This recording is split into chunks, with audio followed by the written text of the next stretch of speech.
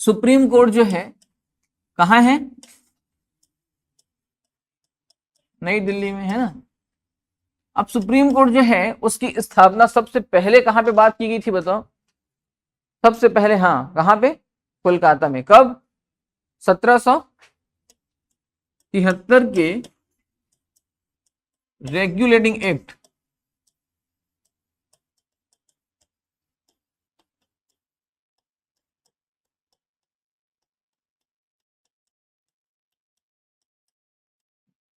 पहली बार supreme court की स्थापना का क्या हुआ था? जिक्र हुआ था, है ना।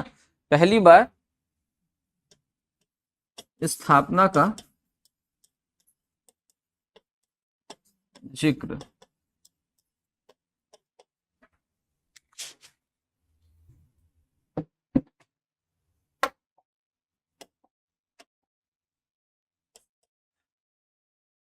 सत्रह सौ चौहत्तर में सुप्रीम कोर्ट बना। कहां बना?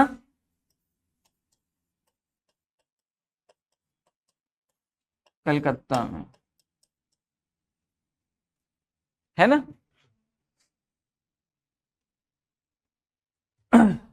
अब ये तो सुप्रीम कोर्ट बन गया, सुप्रीम कोर्ट बन गया। और नाम क्या लिखवाया था आप लोगों को मैं? जो इसके सुप्रीम कोर्ट के वो थे chief justice Elijah Impey. Elijah Impey पहले सुप्रीम कोर्ट के सीजेआई, है ना। ये बने थे एलिजा इम्पे, लेकिन ये उस समय बने थे अंग्रेजों के समय में, ठीक है।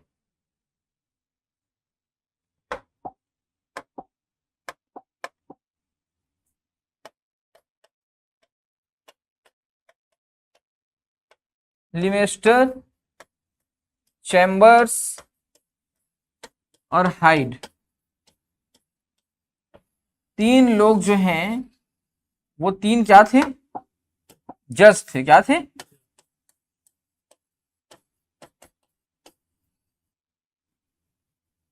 तीन लोग जज थे। मतलब समझना, सुप्रीम कोर्ट में एक मुख्य जज होता है, बाकी अन्य जज होते हैं। तो सबसे पहले जब ये उस समय बना 73 के एक्ट में बोला गया कि ये सुप्रीम कोर्ट की स्थापना करो, तो 74 में बन के तैयार हुआ। और वहां पे एक जज और तीन अन्य जज थे, ठीक है। तो यहाँ पे एलिजा इम्बे, लिमेस्टर, चैम्बर्स और हाइड, तीन लोग, मतलब चार लोग टोटल थे, ठीक है। अब उसके बाद ये सुप्रीम कोर्ट तो बन गया। सुप्रीम कोर्ट के बाद में ये लोग स्थापना करना शुरू किए। किसका किसका? हाई कोर्ट का स्थापना शुरू किए। हाई कोर्ट, तो हाई कोर्ट भी वो लोग स्थापित कहां कहां पे किए? जहां जहां पे गवर्नर थे, बंगाल में, मद्रास में, बॉम्बे में। तो तीन जगह जो है हाई कोर्ट की भी स्थापना कर दी, ठीक है। अब हाई कोर्ट तो छोटा रहेगा। ये वाला जो सुप्रीम कोर्ट बना हुआ था, इसको सूचना देना था ब्रिटिश, ठीक है। ब्रिटिश सरकार में जो फेडरल कोर्ट थी लंदन में, लंदन में, उससे ये जुड़ा हुआ था। ये स्वतंत्र फैसले नहीं ले सकता था ये, अरे समझ। इसमें कोई भी भारतीय लोग जो है वो शामिल नहीं थे। अब देख तो रहे, तीन लोग वैसे भी अंग्रेज हैं, है कि नहीं। तो भारतीयों को शामिल होने के लिए कोई भी जगह वहां पे नहीं था। अब 1935 का जब एक्ट आया, 1935 का एक्ट, 1935 का एक्ट मतलब भारत शासन अधिनियम बोलते हैं इसको, है ना। तो 1935 का जो भारत शासन अधिनियम था, उसमें बोला गया कि एक सर्वोच्च न्यायालय, एक सुप्रीम कोर्ट की स्थापना कीजिए।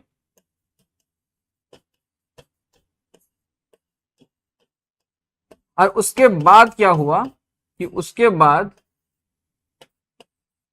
1937 में कहां पे स्थापना हुई? दिल्ली कोर्ट की स्थापना हुई।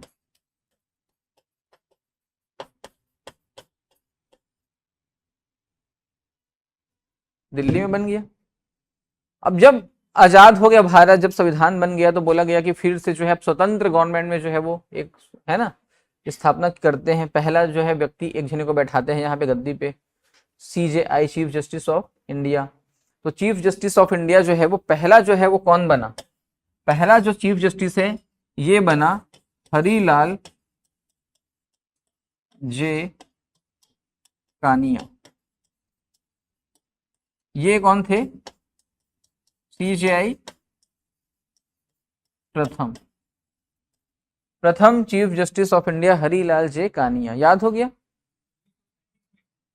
ये आजादी के बाद बने ना, ये आजादी के बाद। 37 में भी दिल्ली कोर्ट की स्थापना हुई थी, वहां पे भी कोई थे, मेरे को याद नहीं है वो कौन थे, उसको इंपॉर्टेंट भी नहीं है वो। ये वाला भी इंपॉर्टेंट नहीं रहता लिमेस्टर चैम्बर साइट, लेकिन ये क्या है, पॉलिटी का भी हिस्सा है, तो पॉलिटी में पूछ देता है, या तो हिस्ट्री का हिस्सा है तो हिस्ट्री में पूछ देता है, दोनों का हिस्सा है तो एक जगह पूछ देता है। यहाँ पे हरीलाल जी कानिया को भी नहीं पूछता वैसे, लेकिन याद कर लो कि पहला नंबर है आजादी के बाद, इस नाम से इसको याद कर लिए रहो, ठीक है। अभी वर्तमान में हरीलाल जी कानिया लिख लिए। वर्तमान में सुप्रीम कोर्ट में कितने जज हैं? देखो, एक माह पहले, एक माह या 10 दिन पहले, एक माह पहले या 10 दिन भी पहले सुप्रीम कोर्ट में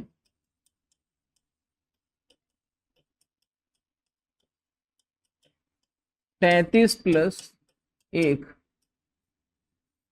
जज थे।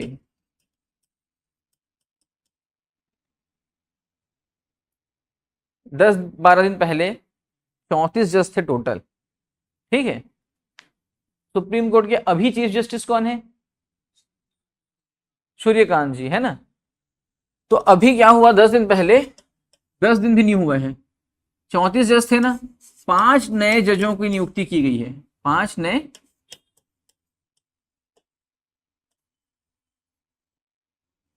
तो अब कितना हो गया?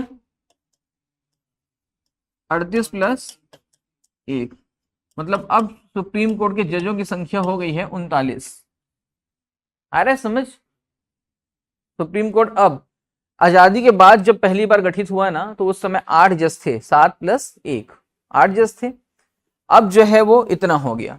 सुप्रीम कोर्ट के जजों की नियुक्ति जो है, देखो अब लिखना, आर्टिकल को लिख लेना, आर्टिकल 124 सर्वोच्च न्यायालय,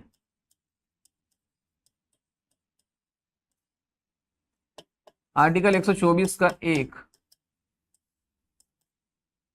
गठन, 124 का 2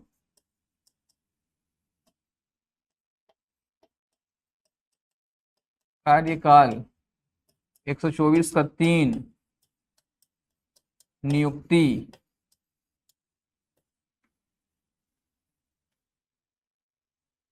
124 में ही ये सब आर्टिकल आते जा रहे हैं, ठीक है।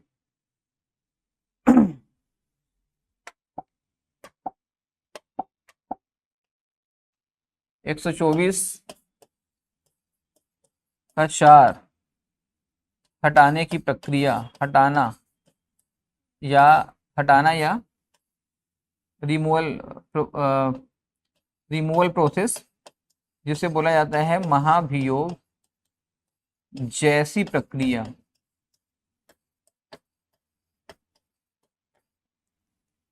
एक 124 का 5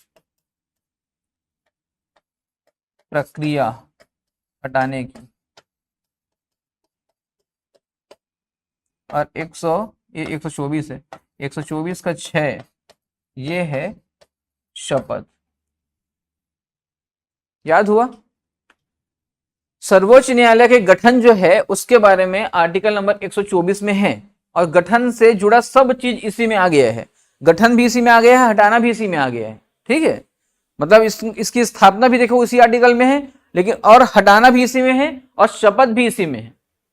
अरे समझ?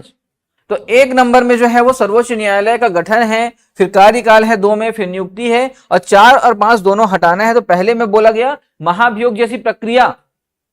देखो, जब प्रश्न आएगा कि संविधान में किस व्यक्ति को महाभियोग के द्वारा हटाया जाता है, क्या उत्तर आएगा?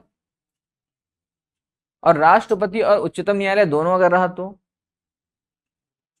राष्ट्रपति ही आएगा, है ना, क्योंकि इसको हटाने के लिए महाभियोग जैसी प्रक्रिया अपनाई जा रही है, ना कि महाभियोग प्रक्रिया अपनाई जा रही है। और जैसी प्रक्रिया मतलब उसी जैसा होगा, लेकिन वैसा वो नहीं है महाभियोग। तो महाभियोग केवल एक व्यक्ति के लिए लाया जाता है और वो है राष्ट्रपति, ठीक है, बाकी के लिए नहीं लाया जाता। बाकी को कई पुस्तकों में महाभियोग उच्चतम न्यायालय के भी लिख दिया जाता है ना। पेपर में देखना आप लोग, उच्चतम न्यायालय के न्यायाधीश के लिए महाभियोग लाया गया लिखा रहता है। अभी कुछ दिन पहले क्या हुआ था, एक दिल्ली हाई कोर्ट के एक जज थे, है ना, उनके बंगले में बहुत सारा नोट मिला जला हुआ, है ना, तो उनके ऊपर जो है वो आरोप लगा यहाँ पे, तो उनको हटाने का जो प्रक्रिया, तो पेपर में महाभियोग महाभियोग करके आ रहा था। तो महाभियोग नहीं है वो महाभियोग जैसी प्रक्रिया है। महाभियोग केवल राष्ट्रपति के लिए लाया जाता है। तो ये चीज को आप लोगों को याद रखना है। हो गया याद? आर्टिकल नंबर 125,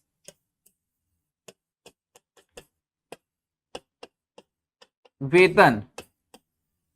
आर्टिकल नंबर 125 में क्या है, इनका वेतन कितना होता है और वेतन क्या संचित निधि पे भारित होता है कि नहीं होता है, ठीक है, तो उसी को बोला जा रहा है वेतन कितना होता है। अरे समझ कितना होता है? हाँ ठीक, मतलब 2,80,000 चीफ जस्टिस ऑफ इंडिया का, और उसके बाद जो है 2,50,000, ठीक है। इनका वेतन जो है वो उसमें लाभ का अलाभकारी परिवर्तन नहीं किए जा सकते सामान्य स्थिति में। सामान्य स्थिति में अलाभकारी परिवर्तन मतलब क्या होता है, लाभ नहीं हो रहा है, उसको क्या बोलेंगे, अलाभ बोलेंगे, है ना। तो लाभ नहीं हो रहा है, तो अलाभकारी परिवर्तन हो सकता है कि नहीं, तो इनके वेतन में अलाभकारी परिवर्तन जो है मतलब वेतन को कटौती है कुल मिला के, है कि नहीं, तो वो सामान्य परिस्थितियों में कभी नहीं होगा। लेकिन वित्तीय आपातकाल के दौरान, जो आर्टिकल के कौन सा है वित्तीय आपातकाल, 360 है ना, तो 360 अगर लगा है तो वहां पे राष्ट्रपति जो है की अनुमति से अलाभकारी परिवर्तन इनके वेतन में क्या किया जा सकता है, किया जा सकता है वित्तीय आपातकाल के दौरान। आ रहा है समझ? तो इसको तो भी लिखवाऊंगा मैं। 125 नंबर। अब देखो, सर्वोच्च न्यायालय हो गया, गठन हो गया, कार्यकाल, नियुक्ति, महाभियोग प्रक्रिया, अब शपथ। अब ये सब चीज को हम लोग को देखना है कुल मिला के, है कि नहीं, कि इसका गठन कैसे होगा। तो पहले लिख लो गठन।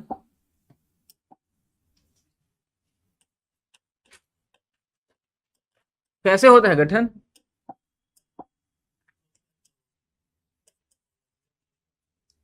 गठन होता है कॉलेजियम सिस्टम से, कॉलेजियम प्रणाली।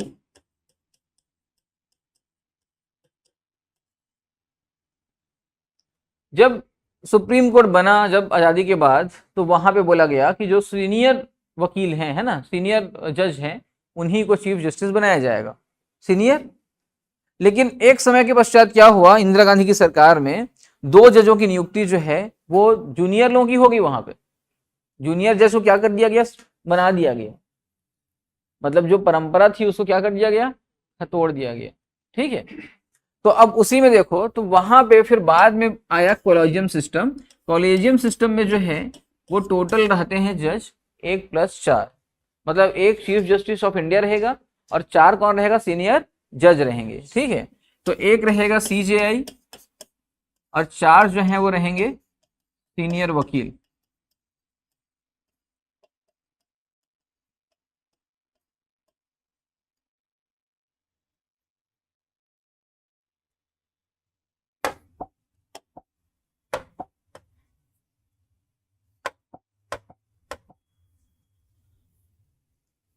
अब ये लोग क्या करते हैं, कॉलेजियम प्रणाली जो है वो क्या करती है, कॉलेजियम प्रणाली जो है, ये लोग जो है 5 लोग, यही लोग अन्य जजों की नियुक्ति करते हैं। देखो, एक सुप्रीम कोर्ट है, सुप्रीम कोर्ट में मैंने बताया आप लोगों को कि 38+1 ये हैं, है ना, इतने लोग हैं। तो सबकी नियुक्ति किस हिसाब से हो रही है, सीनियरिटी के हिसाब से हो रही है, बोल रहे हैं। अब सीनियर मतलब उम्र से सीनियर नहीं, किस हिसाब से सीनियर, काम से सीनियर, है ना, कितने समय हो गया उनको। तो यहाँ पे जब कोलोजियम सिस्टम आया, तो कोलोजियम सिस्टम के ऊपर भी आरोप लगा कि ये लोग भी अपने अपने लोगों को जज बना रहे हैं, अपने अपने लोगों को जज बना रहे हैं। आ रहा है समझ? अब यहां पे कैसे भ्रष्टाचार होगा, यहां पे भ्रष्टाचार जो है वो कैसे होता है, देखो, सुप्रीम कोर्ट के जज बनने के लिए बनने की योग्यता क्या है?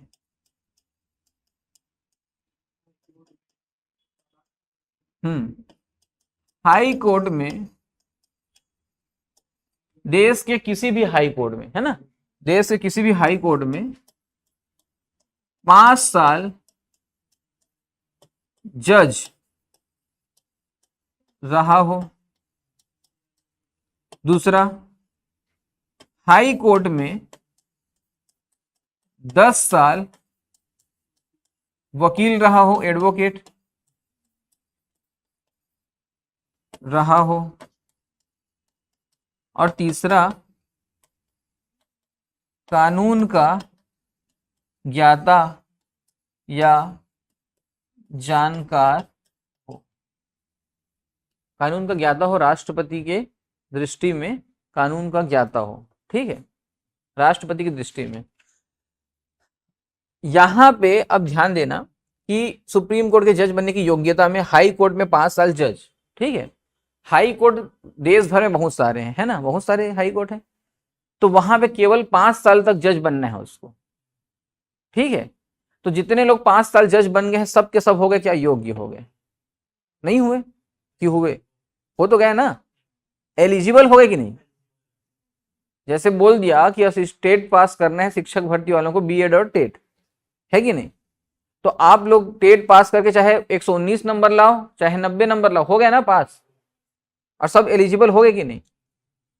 तो वैसे सुप्रीम कोर्ट में जितने सारे हाई कोर्ट हैं, मतलब पूरे देश भर में जितने हाई कोर्ट हैं, उसमें बहुत सारे मात्रा में जज जो हैं वो एलिजिबल हो चुके हैं, बहुत सारी मात्रा में, एक दो जने नहीं, बहुत सारे, सैकड़ों लोग जो हैं 5-5 साल जज बन गए हैं। 5 साल कितना होता है बताओ ना, 5 साल तो बहुत कम समय है। या 10 साल का वकालत, 10 साल का वकालत भी बहुत कम समय है।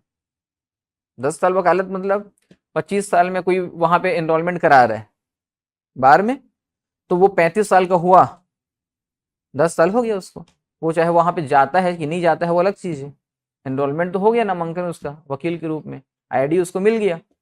समझ रहे हो ना क्या बोल रहा हूँ?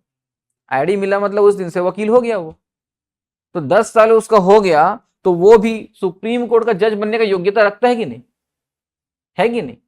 वो भी बन सकता है सुप्रीम कोर्ट में जज।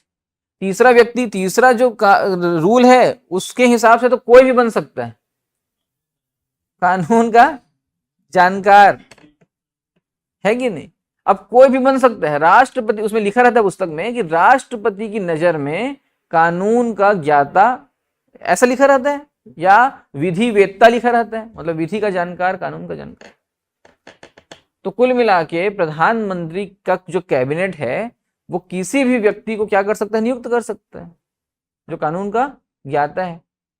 तो कॉलेजियम सिस्टम में क्या रहता है कि केवल राष्ट्रपति का शक्ति नहीं रहता, मुख्य शक्ति किसके पास रहता है, ये कॉलेजियम सिस्टम के पास रहता है, ठीक है।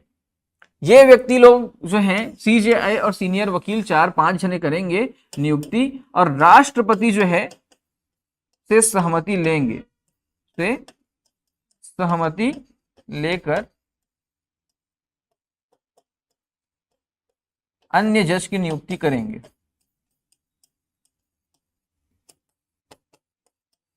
तो अन्य जजों की नियुक्ति किस प्रकार से होती है, अब समझ लीजिए कि कॉलेजियम सिस्टम के हिसाब से जो चीफ जस्टिस ऑफ इंडिया है ना, चीफ जस्टिस ऑफ इंडिया राष्ट्रपति की सहमति से अन्य जज की नियुक्ति करता है। अब मान लीजिए अन्य जज जो है वो बिलासपुर हाई कोर्ट का है, बिलासपुर हाई कोर्ट का, उस जज को कहां पे ले जाना है, सुप्रीम कोर्ट में ले जाना है। तो सुप्रीम कोर्ट में जब बिलासपुर के हाई कोर्ट के जज को ले जाना है तो योग्यता तो उसने देख लिया इतना इतना, अब उसके बाद बिलासपुर हाई कोर्ट में जो चीफ जस्टिस है उसको भी तो बताना पड़ेगा, है कि नहीं? तो उच्च उच्च उच्च न्यायालय के, मतलब हाई कोर्ट के, उस हाई कोर्ट के मुख्य न्यायाधीश से भी परामर्श करने के पश्चात राष्ट्रपति की सहमति लेके अन्य जज की नियुक्ति जो है कॉलेजियम सिस्टम के द्वारा की जाती है। आ रहे समझ, इसकी नियुक्ति कैसे की जाती है, समझ आ गया ना, अन्य जज की। तो यहां पे जो है भ्रष्टाचार होगा कि नहीं होगा बताओ आप? यहां पे तो होना ही चाहिए कुल मिला के, अपने लोगों को लेना ही चाहिए आप, क्योंकि बहुत लोग एलिजिबल हैं, समझ रहे हो ना। कुछ सालों के बाद सोनी जी भी एलिजिबल हो जाएंगे। अब इनको बता दिया ना कि मैं जज बनने के लिए ज़्यादा कुछ नहीं चाहिए, तो ये क्या करेंगे, अभी लॉ करेंगे, उसके बाद जो है उसका नामांकन है ना, बार काउंसिल का एग्ज़ाम दिलाएंगे चौथे साल में, उसके बाद उसको पास कर लेंगे, फिर तुरंत एनरोलमेंट करा दिए, 4 साल में ये एनरोलमेंट करा दिए, 25 से 29 साल के हो गए, 29 साल में नामांकन हुआ तो 39 साल में क्या बन जाएंगे, सुप्रीम कोर्ट के जज बन जाएंगे, है कि नहीं। और सुप्रीम कोर्ट के जज मतलब सोचो, सलमान खान, संजय दत्त सबको देख रहे हैं, उनके बच्चों को देख रहे हैं, है कि नहीं। अभी सलमान खान आया, अब उसके भतीजे लोग जेल जाएंगे, संजय दत्त है तो उसके बच्चे लोग जेल जाएंगे, तो सबको देख रहे हैं, बुला रहे हैं सबको, है ना, इधर आओ रे, इधर आओ करके बात कर रहे हैं उन लोगों से। क्या समझते हो तुम अपने आप को, हीरोगिरी दिखाते हो, मेरे सामने नहीं चलेगा बोल रहे हैं सबको, ठीक है। तो इसी प्रकार का चीज है। तो यहाँ पे भ्रष्टाचार जो है वो पहले भी हो रहा था, इंदिरा गांधी के समय में सबसे ज्यादा भ्रष्टाचार हो रहा था, इंदिरा गांधी के समय, ठीक है। तो कॉलेजियम सिस्टम जो है उसमें नियुक्ति जो है उसको आप लोग लिख लो कि नियुक्ति कैसे होती है।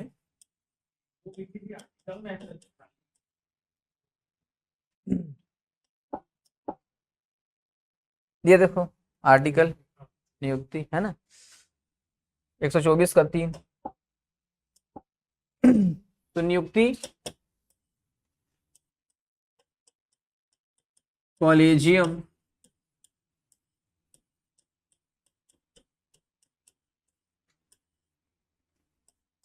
प्रणाली के अनुसार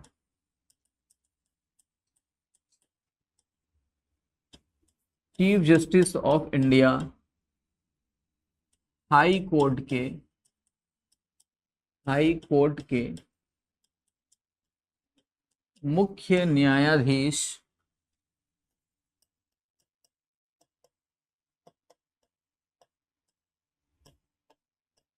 से परामर्श से सहमति लिखना है इसको, से सहमति लेकर तथा राष्ट्रपति से परामर्श कर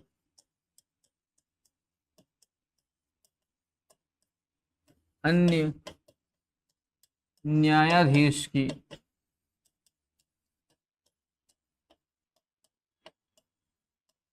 नियुक्ति करता है। मतलब ये केवल सहमति है, हाई कोर्ट के मुख्य न्यायाधीश से केवल सहमति है, उसके पास बहुत शक्ति नहीं है हाई कोर्ट के पास ना, कि वो सहमति देगा नहीं देगा, उसको मानना ही पड़ेगा वहां पे कि मैं ये जज को जो है वो ले जा रहा हूं अपने पास, तो वो उसको मानने के लिए एकदम बाध्य है ना। वो राष्ट्रपति से लेकिन परामर्श करेगा, वो राष्ट्रपति से परामर्श करेगा। तो ये भी लिखा रहता है कि कॉलेजियम सिस्टम के अनुसार चीफ जस्टिस ऑफ इंडिया राष्ट्रपति के परामर्श के पश्चात अन्य न्यायाधीश की नियुक्ति करता है, और कॉलेजियम सिस्टम के जो 4 जज और हैं उनसे भी सलाह लेता है। और अगर वो 4 जजों में, मतलब अब कितना हो गया, 5 हो गया ना, 5 है ना, तो 5 लोगों में अगर ना 3 लोग जो है बोल दिए कि इसको नहीं लेना है, तो उसको फिर नहीं लेंगे वो लोग, ये भी बता रहा हूं। 5 लोग जो है ना कॉलेजियम में, उसमें 3 का सहमति आवश्यक है। तो यहां पे इसको भी लिख लेना कि 5 में से 3 जज की सहमति आवश्यक है।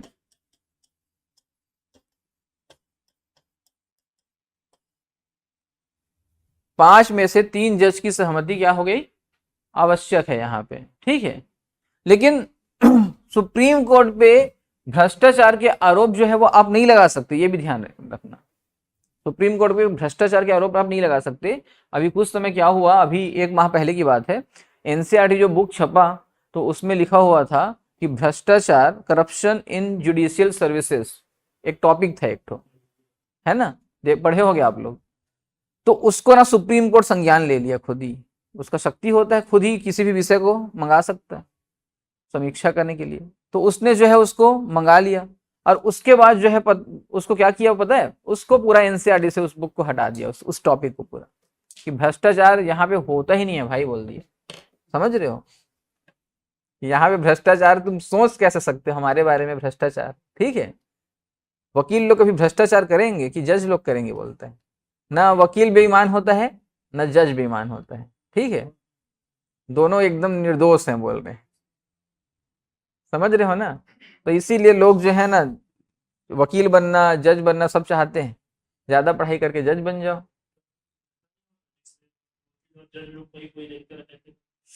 कौन देखेगा उनको? नियम बनाने का काम किसका है? इन्हीं का है। तो ये लोग अपने खिलाफ कुछ बनाएंगे क्या कभी? इसको आगे लिखना। 99 नंबर इसी विषय पे है। 99 संविधान संशोधन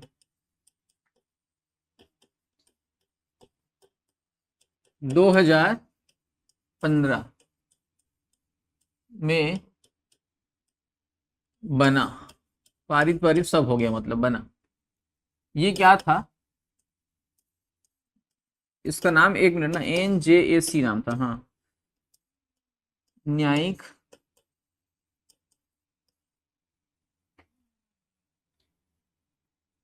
न्यायिक इसका पूरा नाम क्या था? न्यायिक जांच नियुक्ति आयोग।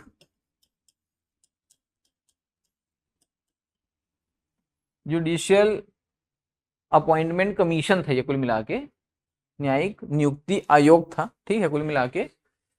तो ये एक बना हुआ था न्यायिक जांच नियुक्ति आयोग, 2015 में बनाया गया था। इसमें सदस्य कौन कौन आते थे? इसको लाया किसके जगह पे था? इसको लाया गया था कॉलेजियम सिस्टम के अगेंस्ट, कॉलेजियम प्रणाली के विरुद्ध मत लिखो, विरुद्ध अच्छा शब्द नहीं है, बदले में लिख लो, बदले में। सदस्य कौन होता था? सदस्य होता था चीफ जस्टिस ऑफ इंडिया, ठीक है, और सीनियर वकील, सीनियर जज, ये लोग होते थे। मतलब कॉलेजियम में जो थे वो तो थे, है ना, जो कॉलेजियम में थे वो। अब यहाँ पे दूसरे जो हैं वो शासन से जो है वो भी सदस्य आ गए। तो कौन था? प्राइम मिनिस्टर, एक जने जो है वो थे गृह मंत्री, एक जने थे कैबिनेट मंत्री, कोई भी एक कैबिनेट मंत्री, और एक जने थे विपक्ष के मंत्री, विपक्ष का कोई मतलब नेता, ठीक है, मंत्री नहीं नेता।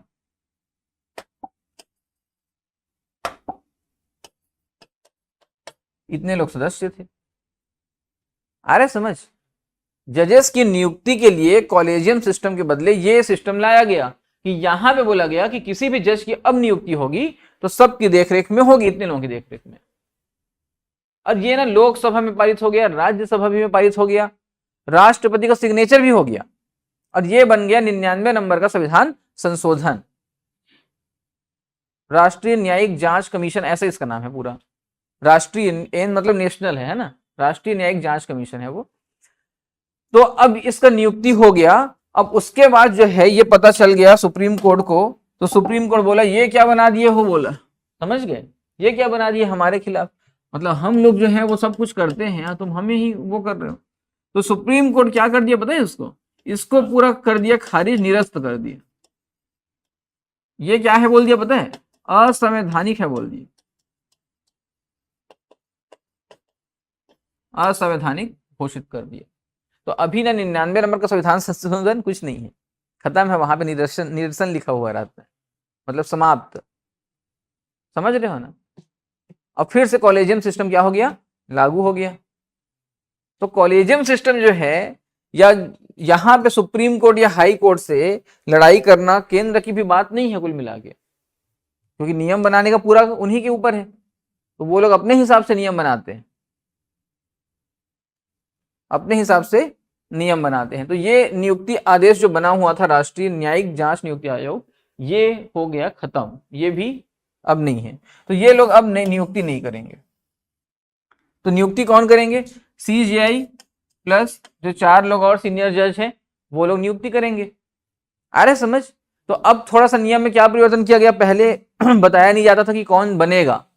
जैसे मान लीजिए सूर्यकांत रिटायर हो रहे हैं, है ना, तो रिटायर हो गए आज, मान लो 8 तारीख को, आज क्या तारीख है, 8 तारीख, तो आज रिटायर हो गए, तब जो है वो पता चलता था कि अब इसको बनाएंगे, ठीक है, रिटायर होने के बाद या एक दिन पहले ऐसा पता चलता था बस कि अब ये बनने वाला है करके।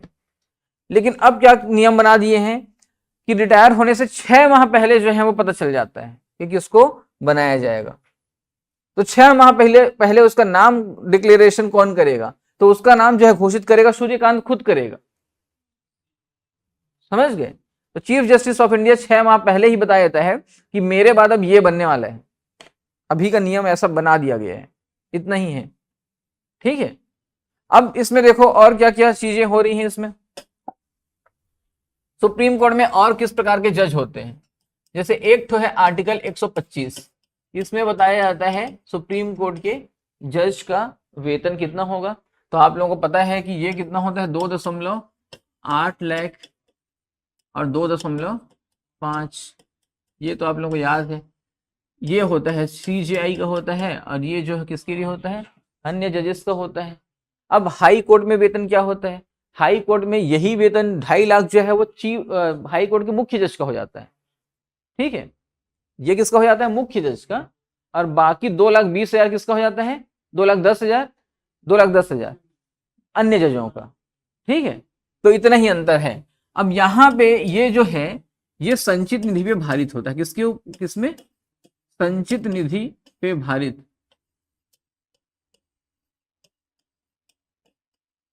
मतलब इसका वेतन कहां से मिलेगा, संचित निधि से मिलेगा, कंसोलिडेटेड फंड। और संचित निधि क्या है, तो संचित निधि वो है जिसमें पूरा टैक्स या पूरा ऋण जमा होता है। संचित निधि में क्या होता है कि जितने सरकारी लोग हैं या गैर सरकारी लोग हैं, है ना, जो भी अपना आयकर भरते हैं वो सब कहाँ जमा हो जाता है, संचित निधि में, ठीक है। देश में कोई ऋण किसी को दिया गया है देश के द्वारा, और वो ऋण का ब्याज मिलेगा, वो भी कहाँ शामिल हो जाएगा, संचित निधि में जमा हो जाएगा।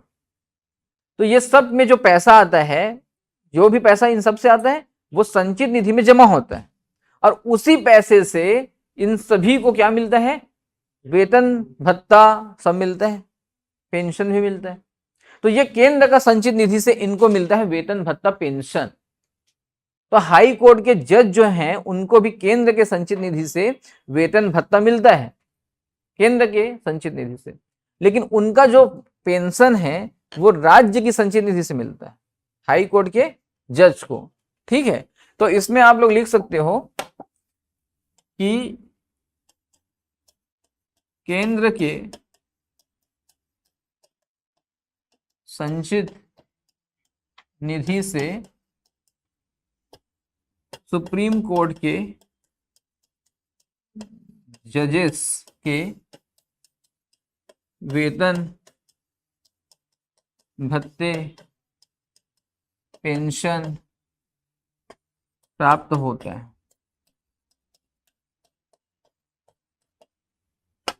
हाई कोर्ट के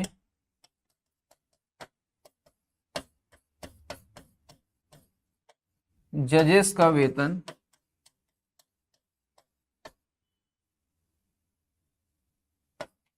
भी संचित निधि से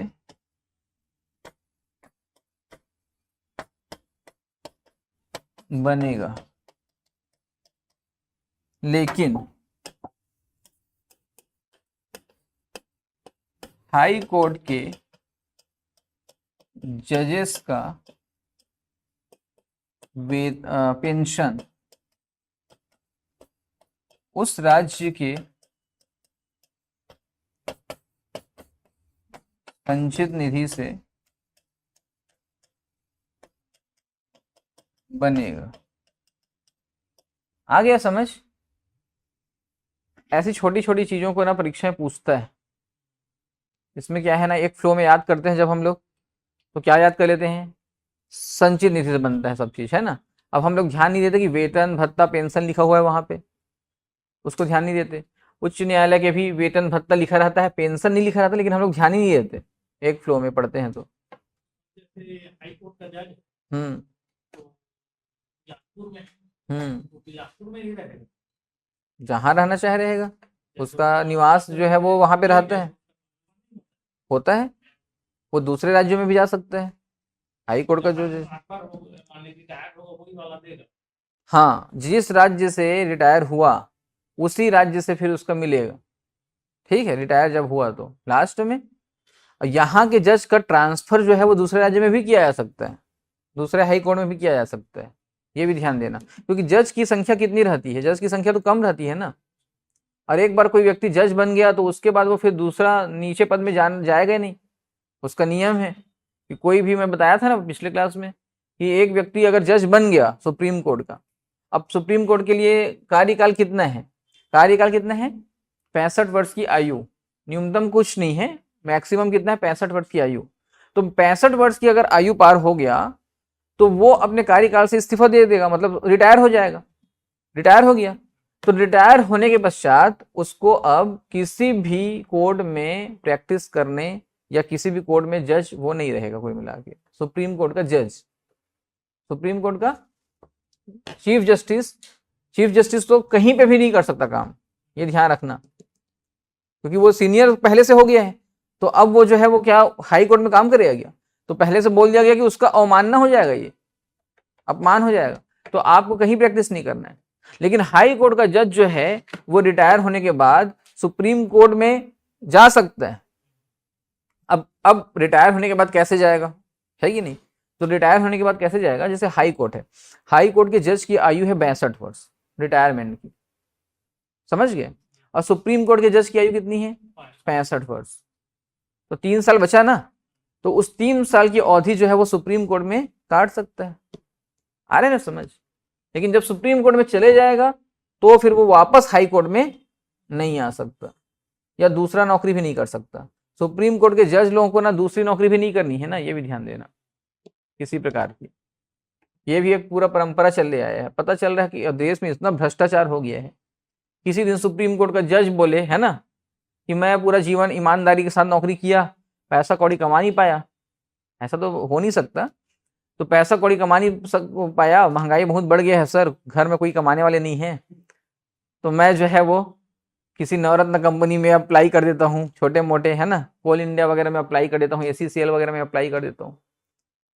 तो राष्ट्रपति जो है परेशान हो गया, अरे यार ये क्या बोल रहे हैं, मोदी जो है वो खुद परेशान हो गया है ना, अरे इसके पास कमाई वमाई का जरिया नहीं है, अकेले हो गया हूँ बोलता है। और उसके बाद भ्रष्टाचार इतना ज्यादा है कि वो क्या बोलेगा, ठीक है जा कर ले, मत बताना किसी को बोलेगा, है ना, चुपचाप जाके ज्वाइन कर लेगा। कुछ दिन बाद पता चलेगा कि ये तो कौन था, चीफ जस्टिस ऑफ इंडिया था, तो फिर हल्ला होगा मीडिया में। तो मीडिया को दबाना तो मोदी सरकार को अच्छे से आता है, एकदम अच्छे से, है कि नहीं।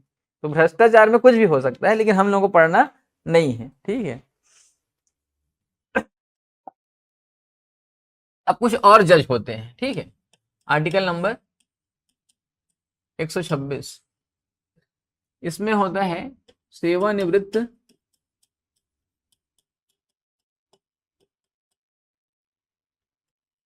सेवानिवृत्त, मतलब इसको बोलते हैं रिटायर बोलते हैं ना इसको,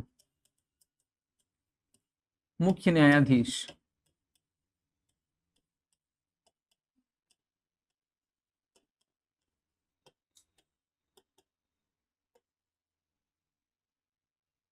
सेवानिवृत्त मुख्य न्यायाधीश, ठीक है। 127 एडहॉक या तदर्थ न्यायाधीश,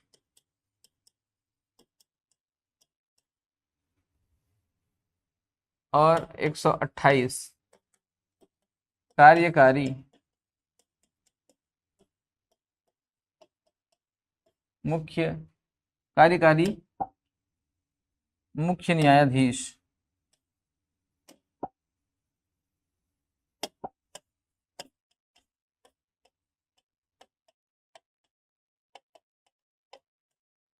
एग्जीक्यूटिव मुख्य, डबल लिख दिया क्या, एक ठोका हटा देना। आर्टिकल नंबर 126, 127, 128, सेवानिवृत्त मुख्य न्यायाधीश क्या होता है? रिटायर होने के बाद मुख्य न्यायाधीश जो है वो क्या कहीं पे बैठ सकता है ना?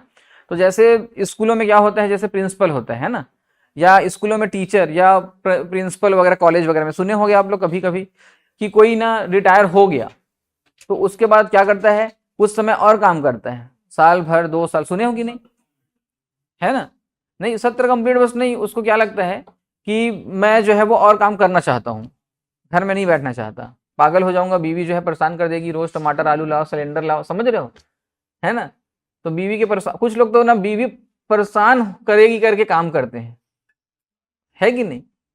मतलब कुछ मेरे ऐसे मित्र भी हैं जो श्रीमती इन लोग ने एकदम परेशान करते हैं घर में करके ना, वो लोग ना रोज बाहर जाते हैं, रोज घर से बाहर, भले एकदम छोटा मोटा काम करेंगे लेकिन करेंगे ही करेंगे, क्योंकि घर आएंगे ना तो वो लोग सुनाते हैं बहुत, इधर का उधर का, है ना, किसी चीज में ध्यान नहीं है, बच्चों पे ध्यान नहीं देना है, घर में सब्जी खत्म हो गया है, सिलेंडर जो है पूरा आधा से नीचे हो गया है, कब खत्म हो जाएगा पता नहीं है, बिजली कट गया है, पंखा चल नहीं रहा है ये इस तरफ देखते हैं। ये आप लोगों को नहीं बोल रहा हूँ भाई, मैं अपना सामान्य अपना ही अनुभव बता रहा हूँ, समझ लो, है ना?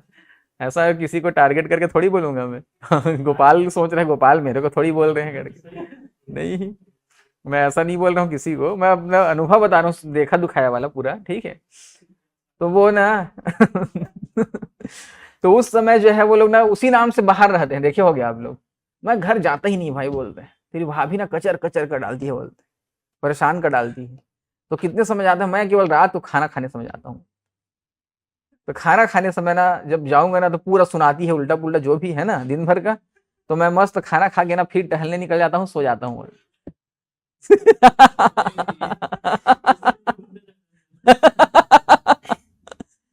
तो इस नाम से भी मतलब पत्नी प्रताड़ित लोग भी बाहर काम करते हैं, ऐसा नहीं है कि केवल काम करने वाले ही काम करते हैं। और कुछ लोग पत्नी प्रताड़ित करती है करके जानबूझ के बाहर रहते हैं, ठीक है, कोई काम नहीं कर रहे हैं तो भी बाहर रहेंगे, अरे यार फिर पत्नी कुछ ना कुछ कर देगी, है ना? तो रोज जो है सूट बूट पहन के जा रहे हैं बाहर, रोज सूट बूट पहन के नौकरी में जा रहा हूँ, कहाँ जा रहे हो? तो मैं विजन कोचिंग में पढ़ाने जा रहा हूँ, रोज आ रहे हैं यहाँ पे, वहां नीचे लाइब्रेरी में बैठे हैं पूरा दिन भर, और उसके बाद निकल गए वापस, है ना? 6 घंटा का अपना 500 रुपये दिए, उसके बाद निकल गए, कहाँ से आ रहे हैं? विजन से आ रहा हूँ। तो बहुत लोग इस प्रकार से भी प्रताड़ित लोग हैं। तो यहाँ पे मैं बता रहा था कि सेवानिवृत्त जो रिटायर मुख्य न्यायाधीश है उनको काम कैसे मिलता है कि कुछ लोग जो है सेवानिवृत्त हो गए हैं, अब उसके बाद जो है वो अचानक चीफ जस्टिस को लगा कि यहाँ पे क्या है, गढ़ पूर्ति कम हो गया है ना, मतलब एक सदस्य का जरूरत है, एक सदस्य का जरूरत है, या चीफ जस्टिस खुद ही कहाँ चले गए हैं, विदेश यात्रा पे चले गए हैं, चीफ जस्टिस विदेश यात्रा पे चले गए हैं। तो वहां पे क्या किया जाता है कि चीफ जस्टिस और राष्ट्रपति के परामर्श के पश्चात उसी मुख्य न्यायाधीश को कुछ समय के लिए और समय दिया जाता है, बैठाया जाता है वहां पे, तो इसको बोलते हैं सेवानिवृत्त मुख्य न्यायाधीश वाला जो पद है वो भी मिलता है इसको। अब इस समय में इसको वेतन भत्ता सब वही बराबर मिलेगा जो पहले मिल रहा था, जितना सेवा मतलब चीफ जस्टिस को जो मिल रहा था उतना इसको पूरा मिलेगा, सिक्योरिटी विक्योरिटी भत्ता वत्ता राशन वासन सब मिलेगा, ठीक है, रसोईया मिलेगा, ड्राइवर मिलेगा, गाड़ी मिलेगा, पुलिस मिलेगा, सब सुविधा जो मिलता था वो सब मिलेगा इसको उतने कार्यकाल के दौरान, ठीक है। दूसरा है एडहॉक न्यायाधीश तदर्थ, तदर्थ मतलब होता है संविदा, संविदा होता है ना, एडहॉक बोलते हैं। तो एडहॉक का मतलब आप लोग समझते हो, एडहॉक का मतलब क्या है, जब कॉलेज में या स्कूलों में पद खाली होते हैं, है कि नहीं, पद जितना पद है, जैसे स्कूल में 2 जने टीचर की आवश्यकता है मान लो, और 2 जने टीचर वहां पे नहीं है पढ़ाने के लिए, ठीक है, तो क्या किया जाता है, एडहॉक में टीचर की भर्ती की जाती है ना, संविदा में। तो वैसी एडहॉक या संविदा को बोलते हैं कॉन्ट्रैक्ट बेस, कॉन्ट्रैक्ट बेस होता है ये। तो वैसी ना जब गढ़ पूर्ति, जैसे मैं बताया कि 38 लोग जैसे हैं वहां पे, है ना 38 लोग, तो 38 लोग जो हैं उसमें से 2 लोग कम हो गए, 2 लोग कम हो गए, ठीक है, तो 2 लोग कम हुए तो किसको भर्ती करेंगे उस समय, तो संविदा में जब तक नए की नियुक्ति नहीं की जाएगी, प्रॉपर स्थायी नियुक्ति, तो उस समय एडहॉक न्यायाधीश की नियुक्ति सुप्रीम कोर्ट में की जाएगी, आ गया समझ। लेकिन एडहॉक न्यायाधीश ना वाला कॉन्सेप्ट हाई कोर्ट में नहीं है, ये भी ध्यान रखना। तो इसको इसको तो समझ गए आप लोग, इतना बस और लिख लेना कि हाई कोर्ट में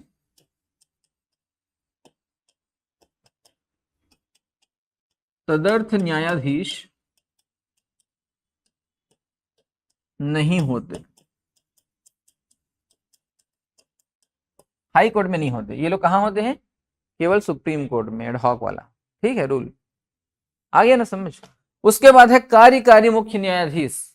कार्यकारी मुख्य न्यायाधीश, तो यहां पे भी अब कार्य करने के लिए, यहां भी वही वाला सिस्टम है कि कार्य करने के लिए जब गढ़ पूर्ति नहीं हो रही है पूरी, तो जज को जो है वो लाया जाता है यहाँ पे भी, और उनको जो है वो जगह दिया जाता है।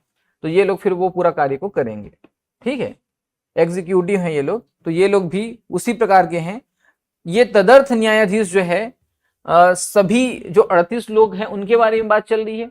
कार्यकारी जो है वो चीफ जस्टिस के बारे में बात चल रही है। सेवानिवृत्त जो है वो भी चीफ जस्टिस के बारे में बात चल रही है। ठीक है, आ गया समझ। तो ये तीन जो है वो होता है। Article number 129, article number 129। अब एक मिनट ना और बता रहा हूं, देखो ये इसको पहले देख लो। 124 का 4 हटाना महाभियोग वाला, महाभियोग जैसी प्रक्रिया। ठीक है, अब महाभियोग जैसी जो प्रक्रिया है वो कैसे होती है, सॉरी ये कर देते हैं।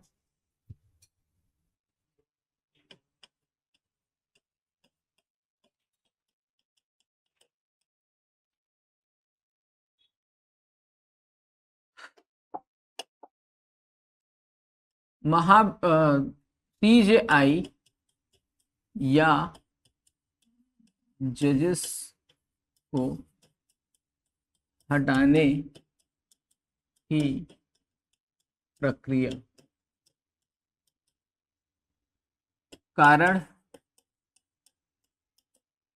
साबित कदाचार, साबित कदाचार, प्रूव्ड मिसबिहेवियर, प्रूव्ड मिसबिहेवियर या शारीरिक असमर्थता, शारीरिक असमर्थता। दो कारण ऐसा लिया गया है। साबित कदाचार जो है वो मेन कारण है, वैसे प्रूव्ड मिसबिहेवियर है ना। अब ये साबित कदाचार का मतलब क्या है कि ऐसा आरोप जो साबित हुआ हो। कोई भी आरोप अगर आप लगा रहे हैं भ्रष्टाचार का, करप्शन का, रिश्वतखोरी का, और वो अगर साबित हो जाता है तो फिर इसके ऊपर हटाने की प्रक्रिया जो है वो लाई जाएगी लाई जाएगी। ठीक है, अब ये जब लाई जाएगी तो आप लोगों को पता है कि राष्ट्रपति में जैसे होता था, दो ठो होते हैं सदन, लोकसभा और राज्यसभा। तो यहां पे भी लोकसभा या राज्यसभा में लाई जाएगी।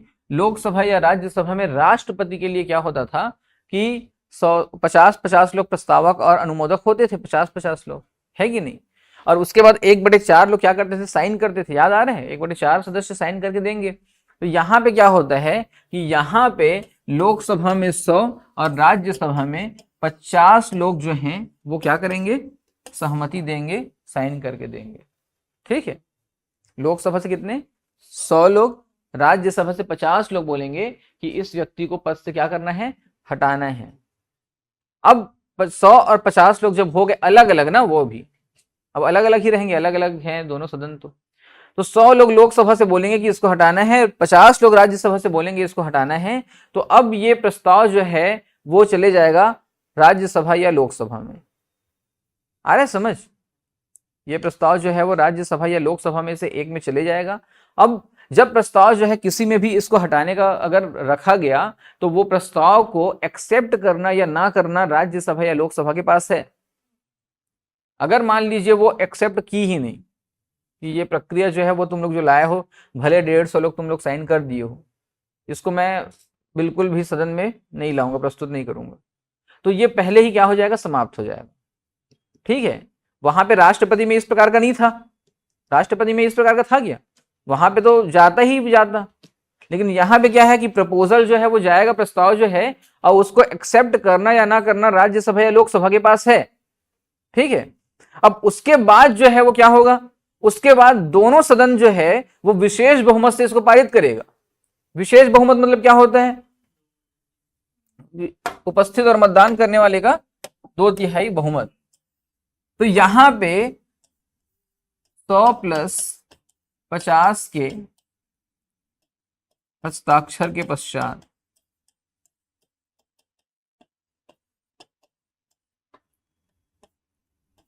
एक सदन में प्रस्ताव भेजा जाएगा जहां सदन इस प्रस्ताव को रिजेक्ट कर सकता है, रिजेक्ट कर सकता है, और अगर एक्सेप्ट करता है ना, एक्सेप्ट करने के पश्चात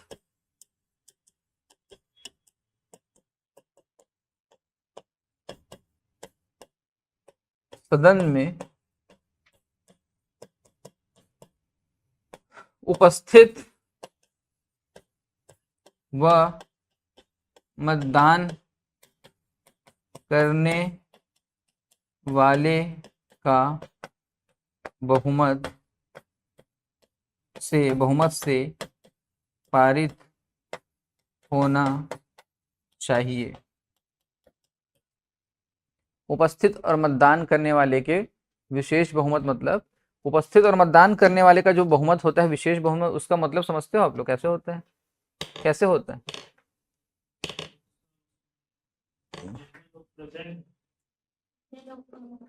उतना लोग वोट करेंगे।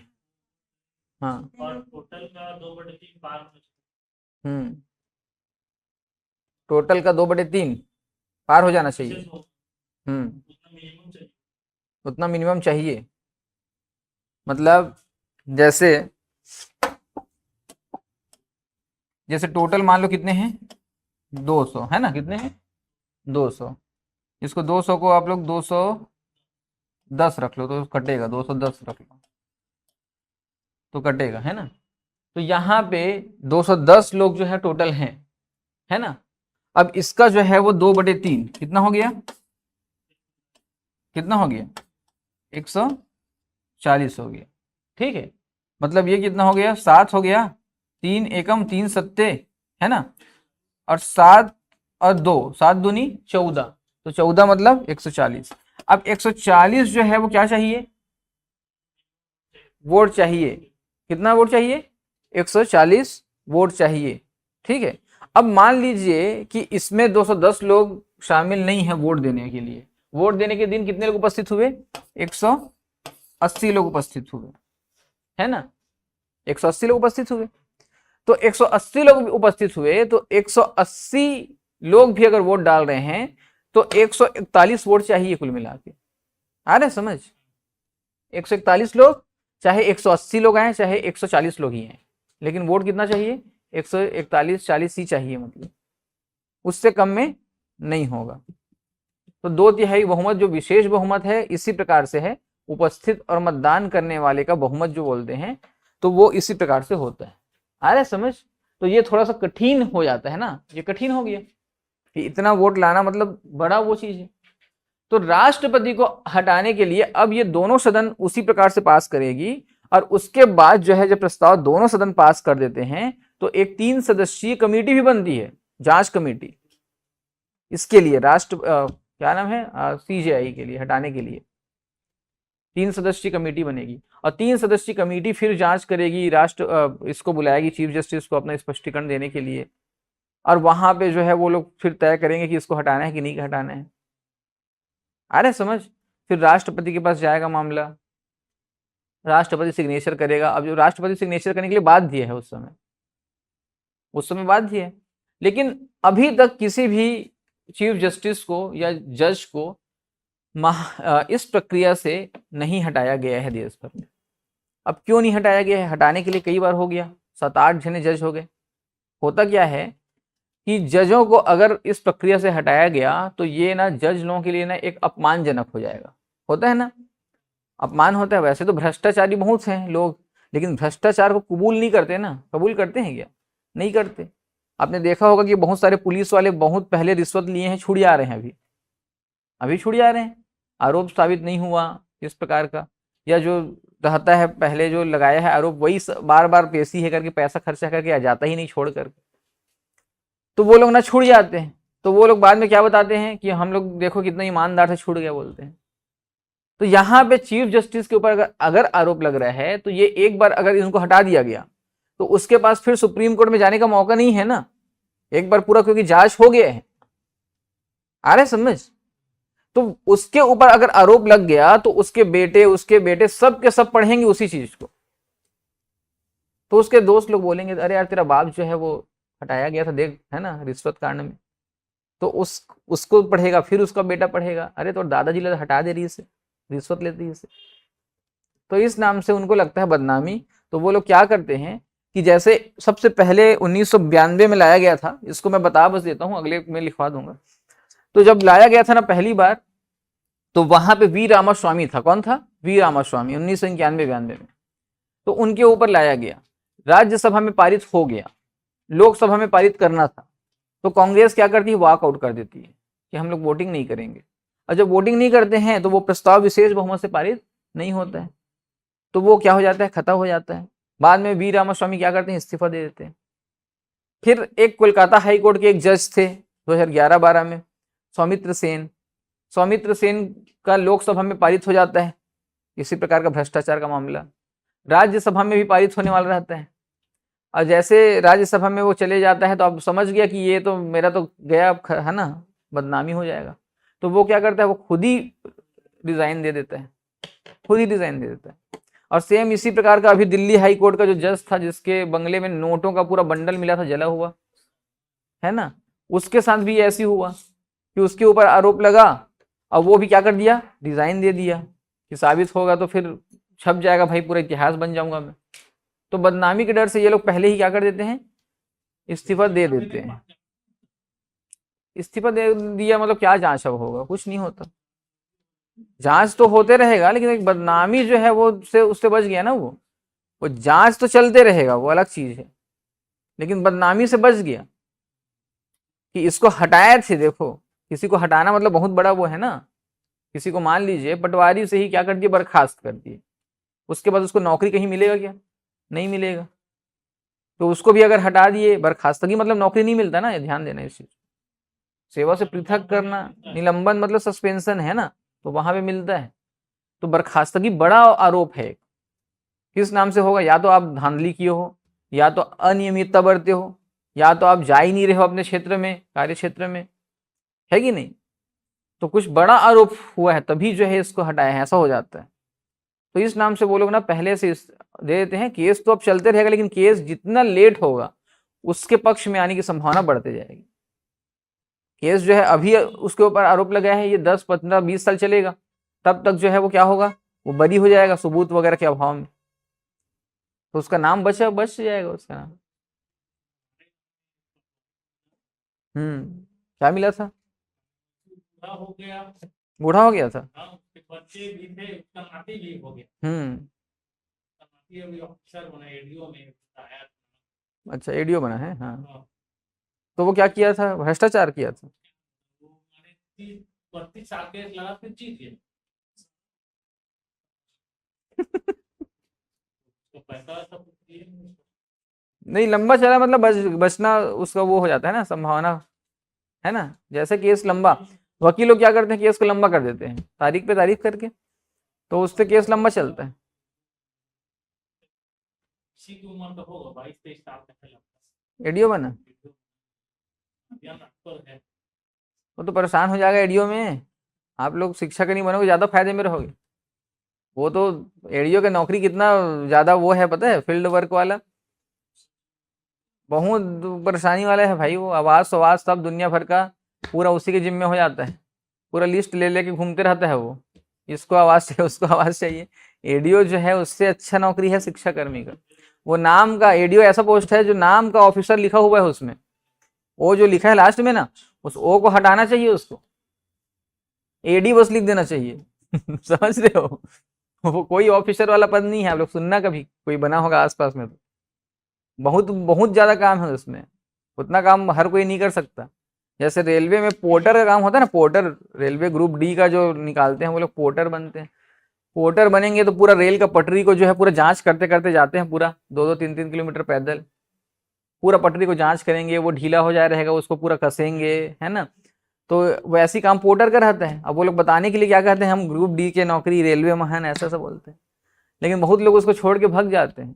तो वैसी ना एडीओ का है, एडीओ में भी आप लोग परेशान हो जाओगे, लेकिन नौकरी नौकरी होता है, कुछ सब नौकरी एक ही जैसा होता है। रॉयल नौकरी जो है वो जो डिप्टी कलेक्टर वगैरह अगर बन गए, अकाउंट ऑफिसर बन गए, है ना, सेकेंड क्लास का, वो अलग होता है। बाकी सब तो नौकरी ही होता है, नौकर चाकर ही है सब बाकी में।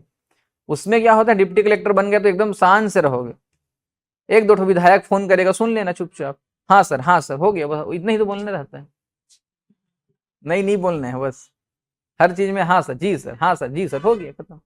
वो भी खुश, तुम भी खुश, है कि नहीं। अपने जेब से तो देना नहीं है किसी चीज को, वो बोल रहा है कि इसका काम कर दो, अपने जेब से तो काम करोगे नहीं, उसी का काम है, सरकार का काम है, सरकार का पैसा है, सरकार का सब चीज है, ठीक है कर दो, साइन कर दो, हो गया खत्म।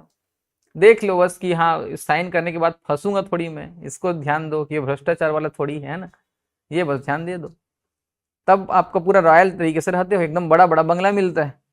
डिप्टी कलेक्टर फील्ड वर्क 2-4 साल का रहेगा, उसके बाद प्रमोट हो जाओगे ज्वाइंट कलेक्टर और ऊपर, है ना, अपर कलेक्टर वगैरह, एडिशनल वगैरह, तो उसके बाद फिर बंगला बड़ा बड़ा मिलेगा, बड़ा बड़ा गाड़ी घोड़ा में घूमोगे, फील्ड वर्क पूरा खत्म हो जाएगा, ऑफिशियल वर्क हो जाएगा, सचिव वगैरह बना देंगे किसी किसी विभाग में, किसी को स्वास्थ्य बना दिए, किसी को और किसी में सचिव बना दिए, उसके बाद सब डिप्टी कलेक्टर को, तहसीलदार को, आरआई को, सबको फोन कर करके चमकाओगे। आ रहे हैं ना समझ। तो और मेहनत करो, मतलब ये बोल रहा हूँ, और मेहनत करो। और मेहनत का कोई विकल्प तो है नहीं, मेहनत कर सकते हो, लेकिन आपके अंदर क्षमता रहता है हर व्यक्ति के अंदर, वो थोड़ा सा करना पड़ेगा, बस अपने आप को थोड़ा उत्साहित बनाना पड़ेगा, एकदम कॉन्फिडेंट थोड़ा जागृत करना पड़ेगा कि हाँ मैं कर सकता हूँ इसको ऐसा करके, तो फिर कछुआ भी फिर रेस जीत जाता है ना। तो वैसे ही है, लगन है, फोकस होना जरूरी है बस।